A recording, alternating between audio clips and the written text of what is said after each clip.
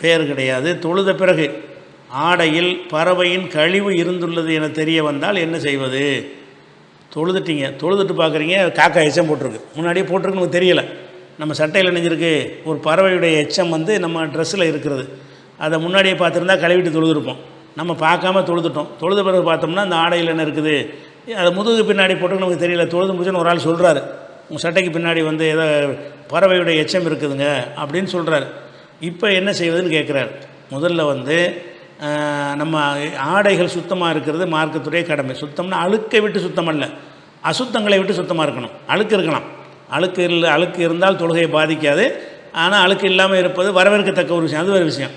ஆனால் ஒரு ட்ரெஸ்ஸில் ஒரு சாணம், மலம், ஜலம் இந்த மாதிரியான அசுத்தங்கள் ஆடையில் பட்டிருக்குமானால் அந்த ஆடைகளை தூய்மை அவசியம். தொழுவைக்கு என்னவென்னு ஆடை சுத்தமாக இருப்பது அவசியம்னு மட்டும் நம்ம சொல்லப்பட்டிருக்கு. சுத்தம்னா எதுலேருந்து சுத்தமாக இருக்கணும்? அசுத்தத்துலேருந்து சுத்தமாக இருக்கணும். எதெல்லாம் அசுத்தம், எதெல்லாம் கழிவு, அதெல்லாம் அசுத்தம் தானே. இதெல்லாம் ஆடாக இருக்கட்டும், மாடாக இருக்கட்டும், கழுதையாக இருக்கட்டும், சாப்பிடக்கூடிய பிராணியுடைய சாணமாக கூட இருக்கட்டும், அதெல்லாம் கழிவு தானே. அதோட தொழுகைக்கு இருக்கும்போது நீங்கள் ஆடை சுத்தம்னு கண்டிஷன் இருக்குது. எப்படி கண்டிஷன் இருக்குது? அந்த சூறா 74வது சூறாவில் 4வது வசனத்தில் வருகிறது, யாயுகள் முத்தசிர், போர்வை போற்றி கொண்டிருப்பவரே.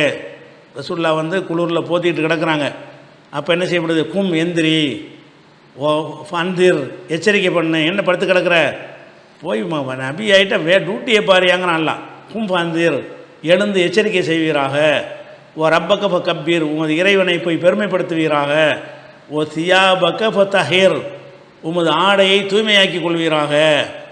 ஆடையை தூய்மையாக்குதல் என்பது ஒரு கண்டிஷன், அவசியத்தில் இறைவனை பெருமைப்படுத்துவது எப்படி அவசியமோ அந்த மாதிரி ஆடை தூய்மையாக இருக்க வேண்டும் என்பது அல்லாஹ் ரசூலுக்கு கட்டளை இருக்கிறான். அந்த அடிப்படையில் நம்முடைய ஆடையில் பறவை எச்சம், எந்த எச்சம், பூனை எச்சம், நாய் எச்சம், எந்த எச்சமோ இருந்துச்சுன்னு சொன்னால் அது அசுத்தமாகிவிட்டது, சுத்தமாகவில்லைன்னு ஆகுது.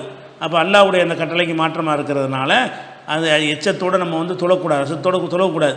இப்போ முன்னாடியும் தொழுது முடிச்சிட்டிங்க, தொழுதுன்னு தெரிய வருது, தெரிஞ்சால் தொழுவணும். தொழுதோன்னு தெரிய வந்துச்சுன்னு சொன்னால் நம்ம அசுத்தத்தோடு தொழுதுட்டோம், இப்போ தெரிஞ்சு போச்சு. அதனால் என்ன செய்யணும், நம்ம அசுத்தத்தை கழுவிட்டு தொழுது தான் வேணும்.